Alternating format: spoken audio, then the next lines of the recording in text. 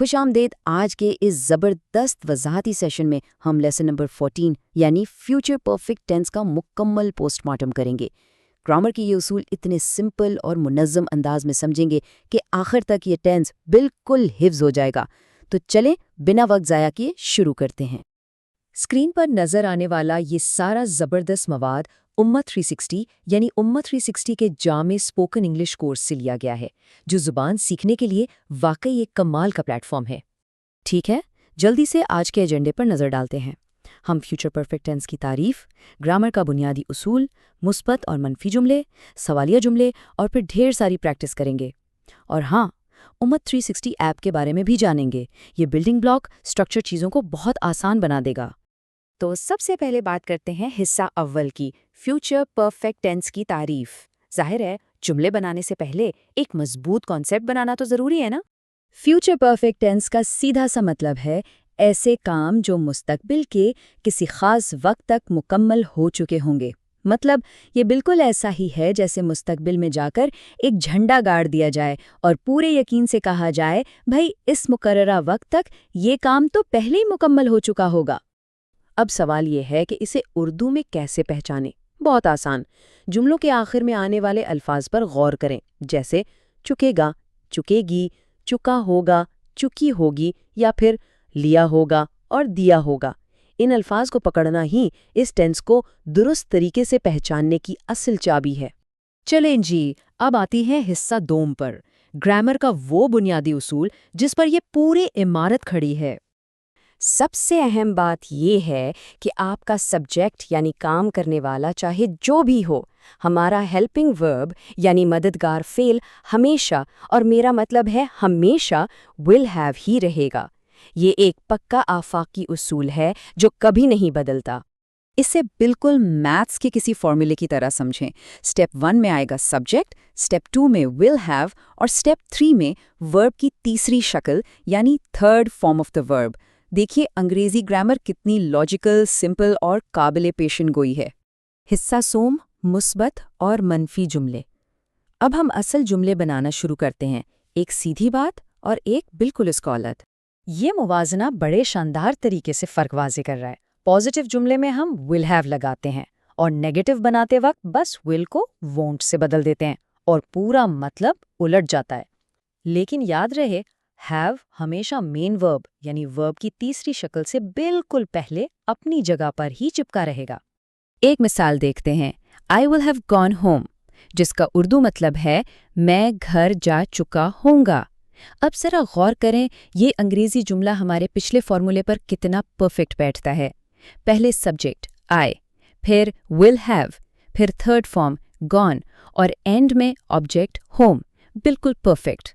حصہ چہارم، سوالیہ جملے یعنی interrogative sentences banana.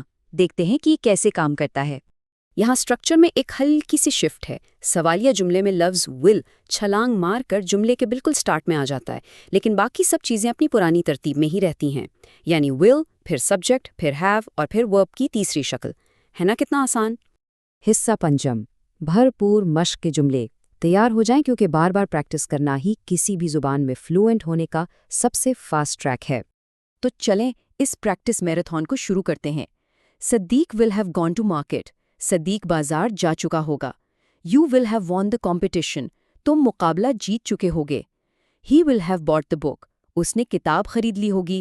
I will have reached home by next morning, میں کل صبح تک گھر پہنچ چکوں گا۔ سیکھنے کی یہ زبردست پیش جا رہی ہے۔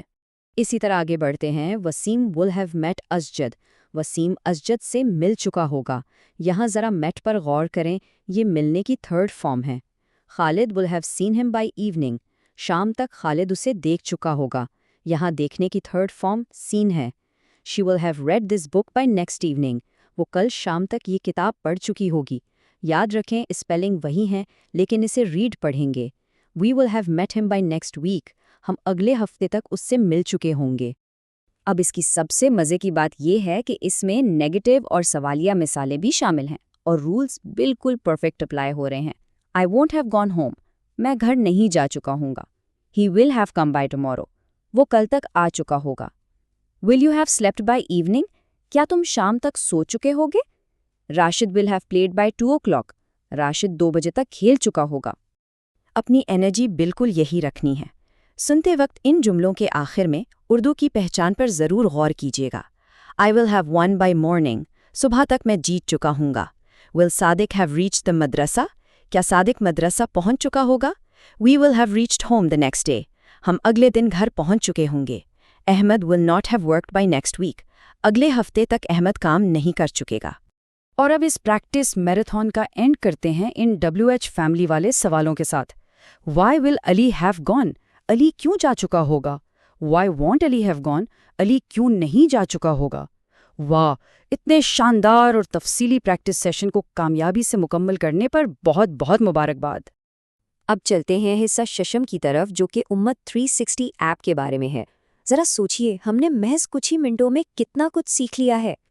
یہ اتنا زبردست، کلیئر اور سٹرکچرڈ گرامر لیسن دراصل امت 360 پلیٹ فارم کی ہی کاوش ہے۔